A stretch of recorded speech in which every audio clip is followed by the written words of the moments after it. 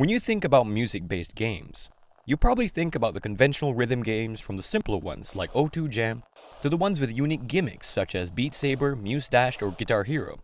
You might also think about games with mechanics that revolve around music or rhythm, such as Crypt of the Necrodancer, Thumper, or Bullets Per Minute. But what if I told you about a game that utilizes music to enrich its world, enhance the gameplay, and provide the backbone to its story? That game is none other than No Straight Roads. Released in August of 2020 and developed by Metronomik, No Straight Roads is an action-adventure game that centers around the premise of music. With an art style so vibrant and colorful, it seems like it was designed by a child with synesthesia. Also, it's worth mentioning that Metronomik is a Malaysian-based studio, and to bring pride and honor to my motherland, I thought this would be an appropriate game to give my uneducated 2 cents. The story of No Straight Roads is quite straightforward.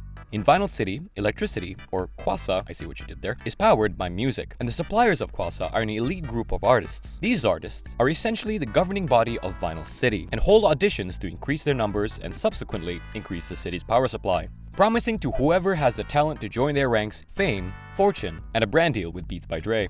Our protagonists, Miss Punch First Ask Questions Later and Mr. I Have a Master's Degree, were rejected as they were performing rock, rather than the clearly superior and absolutely not biased EDM, since all the artists play some form of that beatbop music from that one episode of SpongeBob SquarePants.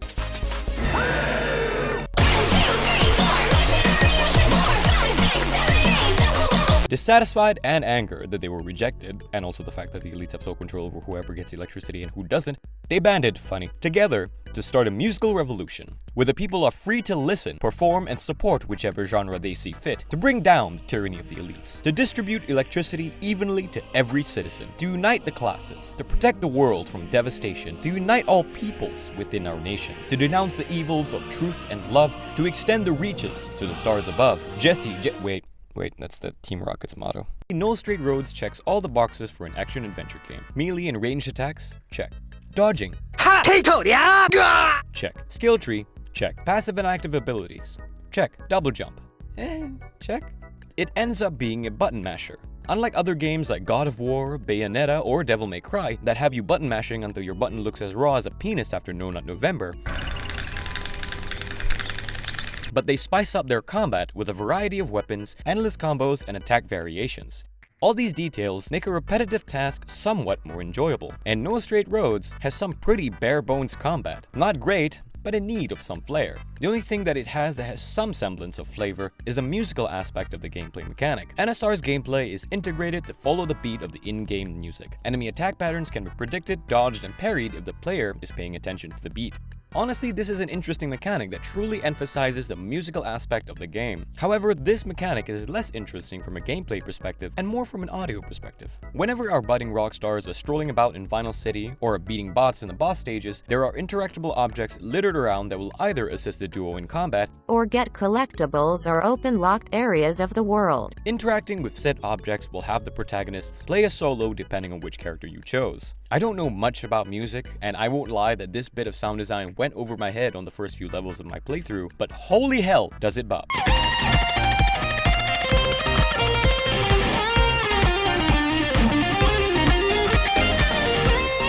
My only question is how they managed to convince the guitarist and drummer to perform solos not only for one, but all the tracks in the game. So how long do you want the solo to be? Yes. The one gripe I do have with the gameplay is the camera controls. When you're admiring the sights of Vinyl City, you're given free roam of the camera, openly perusing the beautiful architecture and well-crafted detailing of the world of No Straight Roads.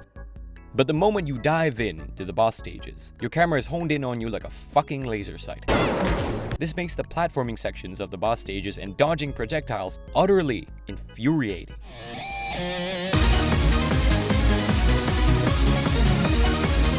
It's like driving without your side mirrors. How close can I get to this car on my right without causing significant damage to our cars and my wallet? Well, we can never know for sure.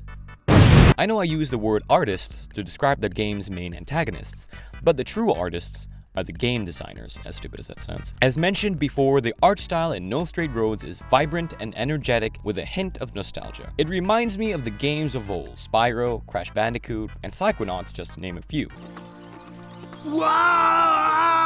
engaging and stimulating in the art department, but lacking graphically. The graphics in this game isn't Minecraft ray tracing level, but the art style does make up for that. Another reason I cannot stop talking about the art style in this game is that a lot of the art direction of this game takes from Malaysia and the Malaysian culture. It evokes a giddy feeling in me to see things that I've seen in real life in a video game. And I know that means that this review is automatically biased, but I don't give a shit. They have a mama stall in the game, 10 out of fucking 10. However, I can't finish talking about the art style without mentioning the bosses and the boss fights. There are 7 boss fights in No Straight Roads. 6 are the main antagonists, and 1 being an optional boss, but more on that cunt later. The 6 main bosses in the game are Space Jams, Vocaloid Reject, Child Exploitation, K-pop, that's the joke, Don't Stick Your Dick in Crazy, the before image for every skincare commercial. The boss fights in No Straight Roads are the most distinctive parts of the game. Each boss is a character with unique personalities, motivations, music genre, and each fight captures their quirks beautifully. Out of all the bosses in the game, my personal favorite would be Sayu. Unbeknownst to most people, Sayu is actually Vasily Kamotsky, former world-slapping champion, because her soundtrack absolutely slaps. Before I mentioned an optional boss that the player can attempt to defeat in No Straight Roads. I say attempt because unlike the other bosses in the game, this one breaks away from the action beat-em-up mold. For this boss, you have to be the game equivalent of Slim fucking Shady. DK West is the optional boss in No Straight Roads, and his battle is if an aneurysm was a rhythm game. Instead of giving this guy blunt force trauma like the others, the player must endure wave after wave of battle rap ciphers that never seem to fucking end. Oh my god, when is nightmare fucking end? But honestly speaking, although this is an optional boss battle, I do recommend taking a swing at his level whenever you get the chance, because it delves into a lot of the history between him and Zook, and also the level design and art direction for his fight are interesting and something I've not seen in video games before. Just make sure you have a spare keyboard on hand. Mission 실패. As this is a game centered around music, it would be unjust of me to not mention the music and sound design of this game even briefly. The music for No Straight Roads was composed by not 1, but 5 composers: Falk A. Young, Andy Tunstall, James Landino, Funk Fiction, and Masahiro Godspeed Aoki. You must have done some pretty banger-ass shit to be given the nickname Godspeed. But Mr. Godspeed isn't the only interesting person on this list. All the names mentioned have had an impressive track record not just in the video game industry, but also independently. So it comes as no surprise that the music for this game is this fucking good. The final nail in that coffin is if they got Hiroyuki Sawano, and the players would be in for the ride of their lives.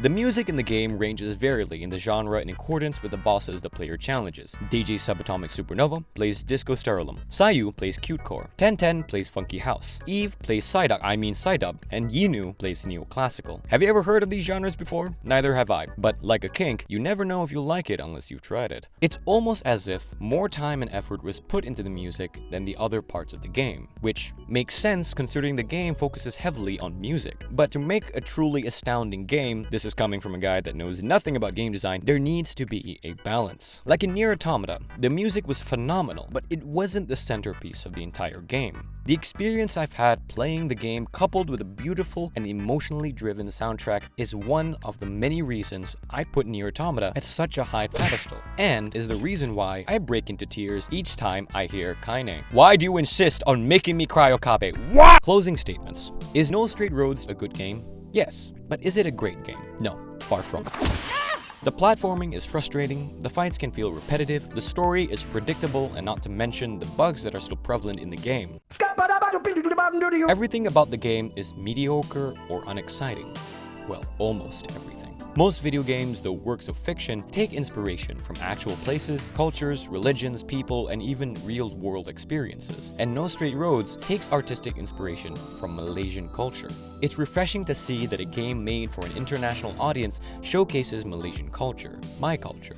It's a breath of fresh air hearing people from all around the world receive a Malaysian-made game in an objective and enthusiastic light. To me, No Straight Roads is a great example of what Malaysia has to offer and what Malaysians can achieve. We might not be on the level of some industry giants, but even if one small studio in a small country can put out a game that gains international recognition, big or small, that's already something to be proud of. Don't get me wrong, the game isn't perfect, but it has a lot of room to grow, and I'm sure as hell excited to see what Metronomik has in store for the future. Overall, I may be biased, but from an objective lens as a game, No Straight Roads still needs a lot of polish, but is still fun and is filled to the brim with charm, style, artistic flair, and a bangin' ass soundtrack.